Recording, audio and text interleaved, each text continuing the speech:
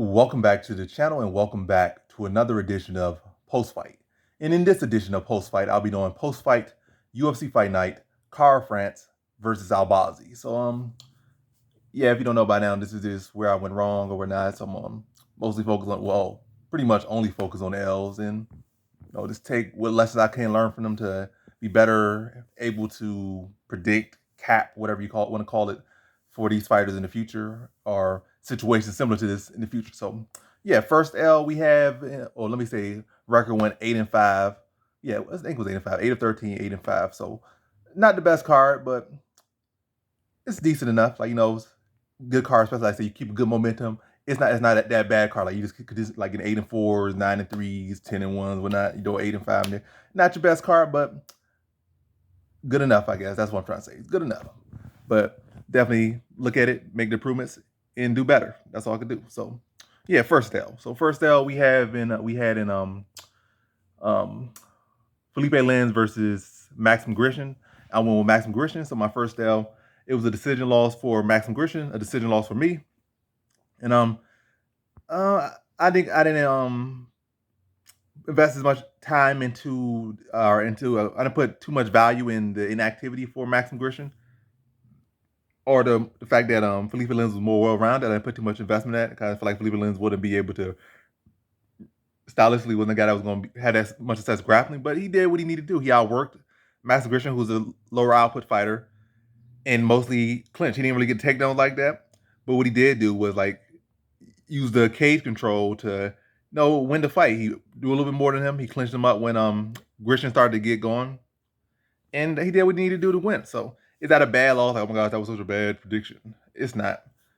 It's not at all. I mean, or as a bad person to pick, it wasn't that. But Felipe Lins fought the fight he needed to win. Am I impressed with him? No. Definitely gonna fade him a lot of times in the future. I don't know. I'm not saying his next matchup, but his skills still don't impress me. But he did the strategy he needed to do to win. Maxim Grishin on the side, um, I feel like depending on how they match him up next fight, he probably could win his next two fights depending on how they match him up. So, but neither of these guys have particularly high ceilings in this in heavyweight or light heavyweight, wherever they want to fight at. But I feel like Lynn's probably gonna lose his next fight. I feel like Grishin, if they match him lower, I feel like he could definitely win his next fight. But who knows? I don't know who they're gonna match him with. I feel like definitely some prospects they could match them up with that need some push right now, or need like younger prospects, that guys in their late 30s, that they could match them up so because that need some wins and that they could be a good test for and could give them that win or those wins. But yeah, because none of these guys are either these guys, neither of these guys are going to be elite at heavyweight or light heavyweight. So might as well be used to build someone else up. Is all I'm saying. So next next L was, well, really the next L, not even next fight. Next L was, I had like 2 wins after that. In between that, the next one I believe was, yeah, it was Jamie Malarkey versus Muhammad Naimov. And went high confidence again, but I'm noticing a theme. It's not a consistent theme, but at least the consistency when you add all the parts, it's a consistent theme. So, what's her name? Catherine Southgate, or the Mystic Kitten, or whatever she want to call herself. But she was like saying, can this would genetic superiority, even though none of these guys have any UFC belts or any real major titles, but like that for the most part, or maybe different Tajikistan in particular. But nonetheless, I guess when you talk about that region or that Caucasus region, they all do have some decent talent, and they do, I guess, at the lower mid level kind of right there, they do exceptional. And yeah, like as far as the actual fight, like high confidence and like that, I'm gonna connect the parts. High confidence in um a non-Caucasus region Caucasian, or non-Caucasus region born in region, but maybe hereditary, but like, I don't know. I'm going with this one. But Ozzy Marky ain't from Russia, Dagestan, Tajikistan. He ain't from that area. That's what I'm saying. He a white man, but he ain't from that area. Yeah, versus a Caucasus region fighter from the actual Caucasus region, living in the Caucasus region. We going high confidence with the non-Caucasus region, like, what are you trying to say? Non-Caucasus region, Caucasian. Non-Caucasus region, Caucasian. Catherine Southgate in the confidence section. Yeah, me going high confidence for the fighter that's not the Caucasian, that's not from the Caucasus region. Lot confidence that's gonna happen every single time. It's gonna cash. Like I said, me going high confidence. So in regards to winning that, it has to be me actually going high confidence. It can't be me picking that fighter. It got to be me going high confidence for the other fighter. And yeah, you got Catherine Southgate or Mystic Kitten or whatever her name is, and you add all those variables together, and it's a lot of confidence for the fighter that I'm not picking. So, but anyway, like that's just actually like non-joking aside. It's an interesting thing to maybe read into a little bit, try to study it, to trend it a little bit. But yeah. Ultimately, Tajikistan fighters, I think when they went one and one this card, so ain't an exact science. But I didn't. I picked the other Tajikistan fighter. I picked the other Caucasus region fighter. But yeah, that's still again. That's where the formula comes in. When I'm not picking them, it don't work that way. But when I'm picking against them, I mean, when I'm picking them, it don't work. When I'm picking against them, high confidence, it does work. But yeah, back to the serious note. So Malarkey versus Muhammad Naimov. I wasn't impressed with Muhammad Naimov.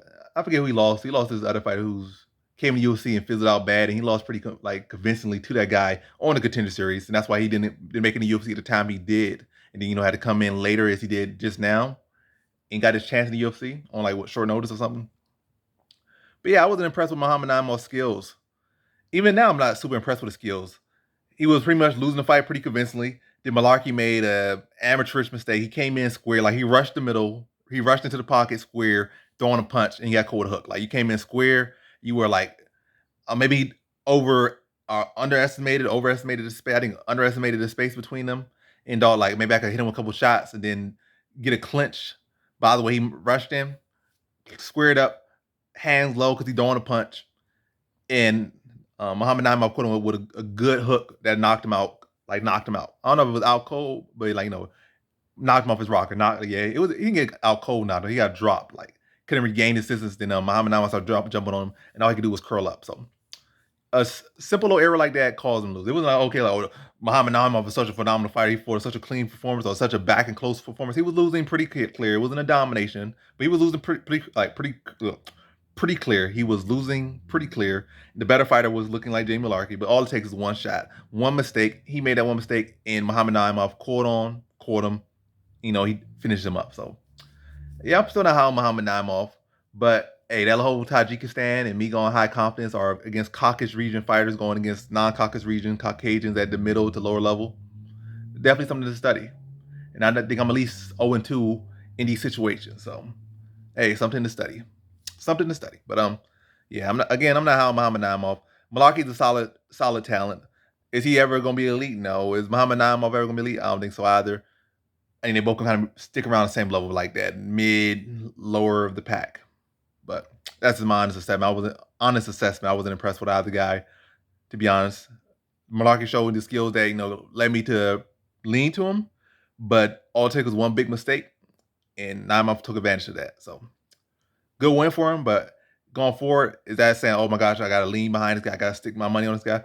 And who knows? Maybe they will give him, they give him a weaker schedule to Naimov. Then I might say, oh, I'll lean Naimov. They give him this dude. Now they give him debuting fighters from mediocre organizations, debuting fighters with no experience, debuting fighters with debuting fighters that aren't UFC caliber, or they give him guys that's on a downtrend in their career. They give him the weaker schedule so he can build himself up. And I'm like, oh, Naimov, easy. But if they try to give him a tougher schedule, I could see myself easily picking against Naimov again. Malarkey, he Malarkey. I gotta see who they match him up with. The styles, and that's all I can say for that one. I kind of got a good picture of who Malarkey is, and all this determines on how the styles match up. Obviously, any elite fighter I feel beats him, like elite, like top 10 fighters I feel beat him. But I just gotta see it further. The styles, how they match up, and the timing. But I definitely don't see him jumping in that top 15, top 10. Is all I can say. And yeah, now that was the second L. What was the third L? The third L was now I did pick a Caucasus region fighter, but they lost. So the formula again don't work when I'm picking them. But it was John Castaneda versus Moon Gafarov. And I think the biggest thing I could point out with this one, it's not even about Caucasus region this, Caucasus region that. I think what I did do was I overestimated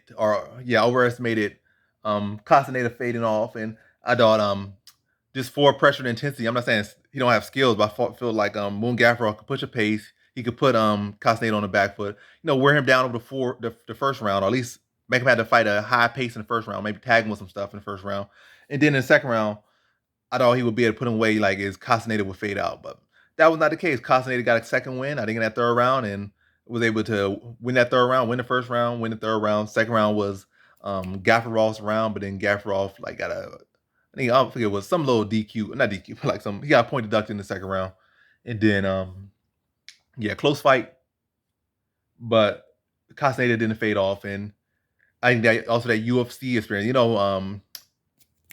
also, he had experience having lost a fight where he faded in the second round. So, he didn't want to have to go down that path before. So he went down that path, learned from it, and was able to use that experience in this fight to stay strong through 3 rounds and do what he had needed to do. And that third round had that second win that he needed. And that was what he needed to do to, at least prevent the fight from going to a draw. So good win for Castaneda.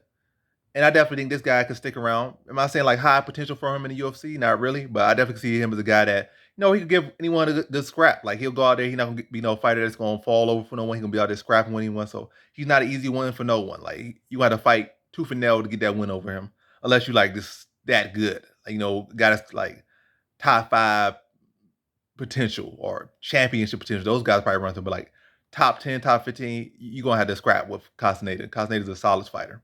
And even if you're a top 5 fighter, it could be in case you still struggle with Castaneda. Castaneda, like I said, again, he brings intensity, he's well rounded, he's skilled. He don't really have no real loose, I guess, big loose or big holes in his game, I would say. And even now the cardio was proven not to be that big a issue in his game, or maybe even a non-issue in his game. But yeah, it's not a strength yet, but it's definitely kind of leaning towards it's not an issue or a non-issue right now.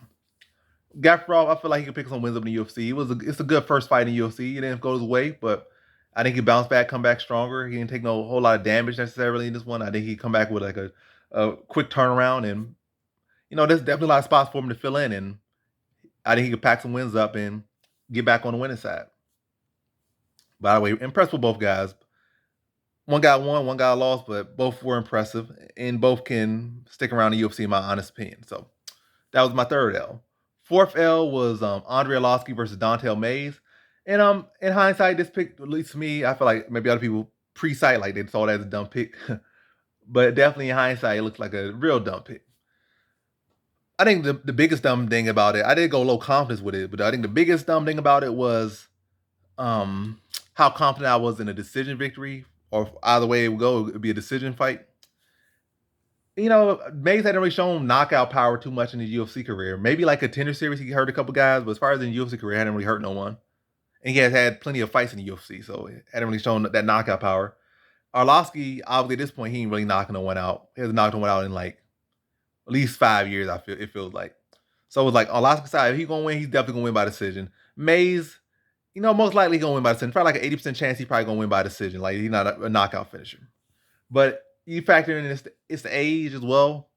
You start getting up the age, he's like pushing, well, he's like 45 now, so you aren't as durable. So even a guy that's not really a heavy punch like that can put you out. You see that with what's his name? You see that with Robbie Lawler getting stopped by Brian Barberina, who's not really, Barberina has dropped a couple people, but he's not really known as that one punch drop you type dude for the most part. But yeah, either way, it was a win Mays needed. Andre Arlovski has been there, done that for a long time. And, Mays is doing just what he needs to do to stick around in UFC. I'm not sure this is necessarily the performance that says he's going to go around and really, truly stick and hang in the UFC, but at least it saves him from getting cut. It gives him one more day, gives him a little bit more grace and period before he gets cut. But I don't think that necessarily was a performance to say, oh, Mays is going to make some turnaround and have a much more successful career than projected.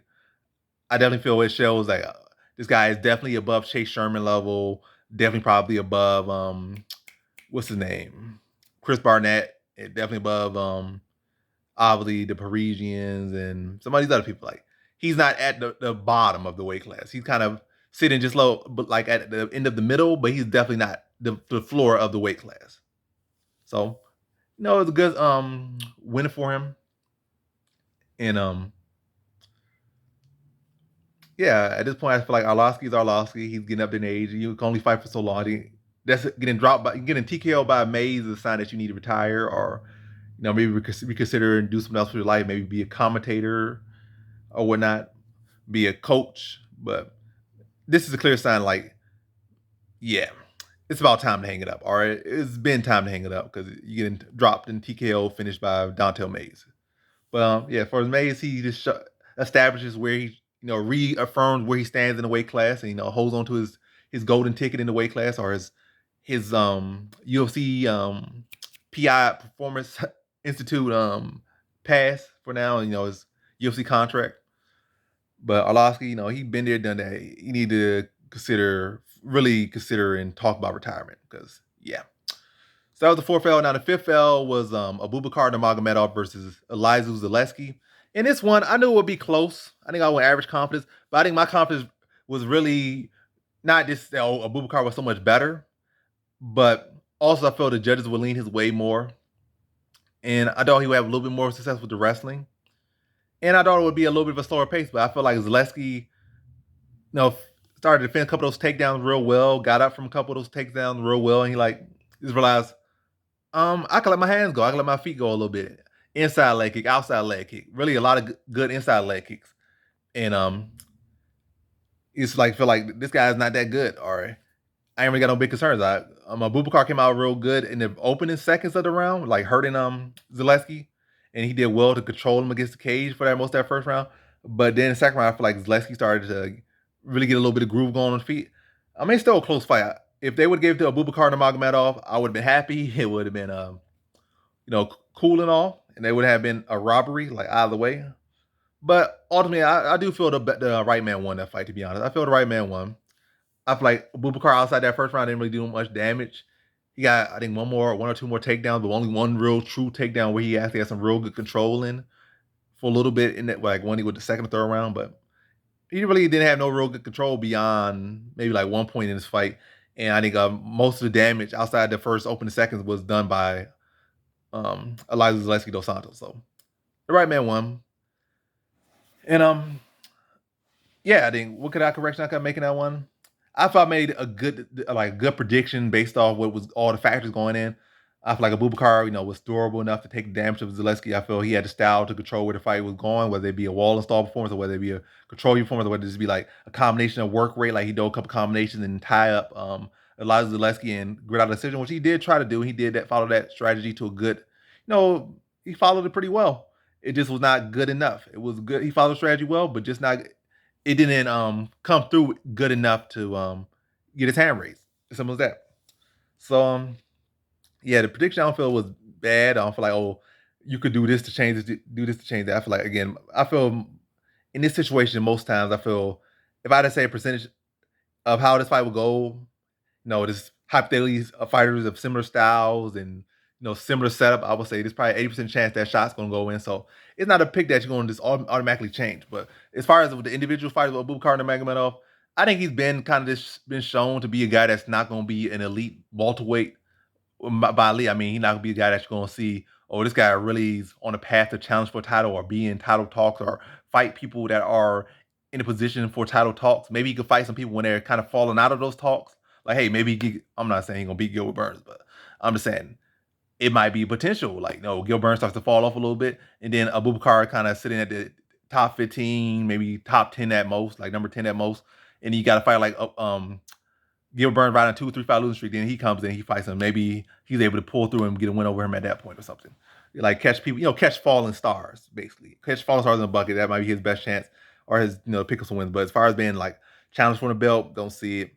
Winning the belt, don't see it. Being a top 5 fighter, don't see it. Top 7, don't see it. Top 10, I can see it, but I think that's where his ceiling is at the best, top 10. And I'm not even going to guarantee that. And I would even bet that. I probably bet below top 10. If I had to bet on that. But if I say his max, I would say lock and bet he ain't going further than top 10, the number 10. But anyway, so yeah, Elizeu Zaleski fought well and got the job done. Or was able to get the score. I mean, the judges in his favor, and he got his hand raised. Am I mad about it? No. It's I felt the judgment was right. So it is what it is. Is it a bad pick? No, but at the end of the day, it's a wrong pick. So on to the next one. So the final, well, that was the final pick. That was the final L. And I'm not gonna go through every single fight. I'm just gonna go through the main event, and that's gonna be it. I'm gonna talk about the main event and then wrap this video up. So the main event, I picked Albazi to beat Kai France, and Albazi won. But ultimately, I feel the right man did not win the fight. I feel like Kai France won that fight, but they gave it to Albazi. Maybe politics, maybe they this, maybe that. But I do feel it's largely politics. I feel like they just don't care to see Kai France in another big fight. Like they like he gonna lose to Brandon Moreno, he gonna lose to this guy, he gonna lose to that guy, he gonna lose to Pantoja. And it's we don't really want to see that right now. Or I don't know. If politics is involved, if it's not involved, but either way, I don't feel the right man won. But I'm definitely happy to have been on the right side. And a perfect prediction as far as fighter and method. I picked Albazi. I picked Albazi by decision. So pick the right fighter, pick the right method. A perfect prediction. But yeah, I don't think it was the right fighter won. I don't feel the right fighter won. And also back to that, like I said, you'll have your nights where you feel you made the right pick. You'll feel like most people say robbery, and you want to be on the side that your fighter, you made the right pick. It went just how you wanted to go or expected it to go. But the judges didn't see it the way you saw it. And like 90% of people feel that your fighter won, but it was robbery. And then you just had to take that as an L. Same one in this case. Like when you do get a win, and it's the opposite. Like you picked the right fighter, but you feel that they didn't win, and most people feel they didn't win. Hey, it's the nature of the game. So take the W when you get it, take the L when you get it. It's just like you can't go in contest it and get your money back from that. You can't go and do this and do that. So at the end of the day, it is what it is. So yeah. So as far as going forward, I ain't gonna talk too much about it. Well, I will have to talk a little bit about it. I don't have to do anything, but I want to talk about it just a little bit. Yeah, I feel Albazi didn't really have much control in this fight.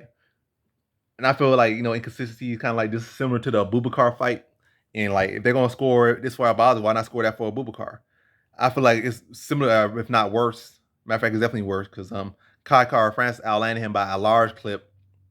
But what Albazi did, he did have a good round where he did control him, take his back, sink in the rear naked choke, have it been pretty deep or was pretty close to that submission.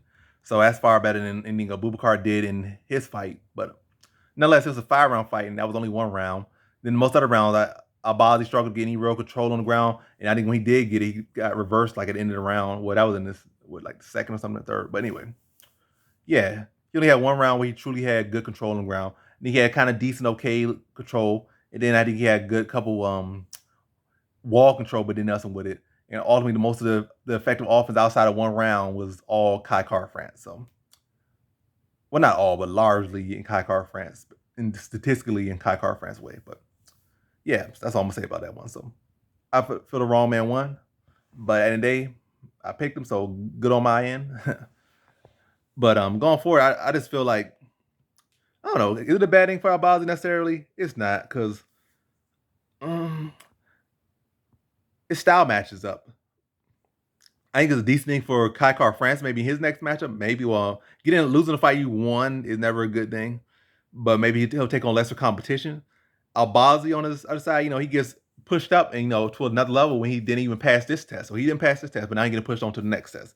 But the good thing for Albazi is that styles make fights. Moreno's not as good of a striker, even though he did stop Kai France with a kick, but he's not as fully developed as a striker is Kai France. And I don't think his takedown defense is as good as Kai France. So it's a different fight. Pantoja, a different fight. So he could very well have struggled with this fight and go in the next fight and win it. Like we definitely saw that he belongs here. It's a big step up, and he passed the test. So that's another thing, like good thing on his side, because I feel he was rushed into this spot, but he fought one of the better guys in the weight class. He went from fighting nobody, literally nobody in the weight class, to fighting a guy who just came off losing a title fight, losing in a title fight. And so he made a big jump up. And yes, I feel he fell, but at the end of the day, he did look like he belonged in there, and the judges feel he won. So that's good for him. But yeah, it's all this leaves still to be. It just leave only time can tell now. Only time can tell from now how this fight will affect. Will be come back to bite Albazi, the fact that he got a win that he shouldn't have gotten, or will it be a case that that close match was all he needed to know, that I need to take my training up to another level, or there's more levels above me, and then he'll make those adjustments now and come to the next fight and who knows, becoming a champion or something. We don't know, but I can't say for sure that it's a bad thing that he won a fight that he didn't win as far as for him. Calgary France on the side, anytime you lose is not a good thing. It's not a good thing to lose. Because that takes time off your, or adds time, or make you have to do extra loops to get back to where you were. Like you lose a step. But I think the fact that it is such a close fight, I don't feel like he's gonna lose such value. I feel like he's probably still 1 or 2 fights away from a title shot, or some guy getting injured and he coming in and get a title shot. Like it's not that many people in the flyweight division that's like sitting there waiting for a title shot or deserving of a title shot or in that spot. So it's like maybe 2 other people outside of him and Albazi. And Figueiredo came and get a title shot at this point because he already 4 or 5 times against Moreno. So maybe he could get maybe Kai France could get a Figueiredo fight, and then a win over Figueiredo if he beats him, maybe even better than Moreno. He's back up there for a title. Maybe he only need 1 win. Like maybe if he could beat Figueiredo, that's the only way he needs to get a title shot. And he's back. Matter of fact, he's in a better position than he was going into this fight. So, but yeah, I pretty much said all I had to say for this video. I think yeah, I said all I had to say. So again, went 8-5, 8-13. Not phenomenal, but good enough. I'll take it. And go on to the next card and try to do better, and will do better.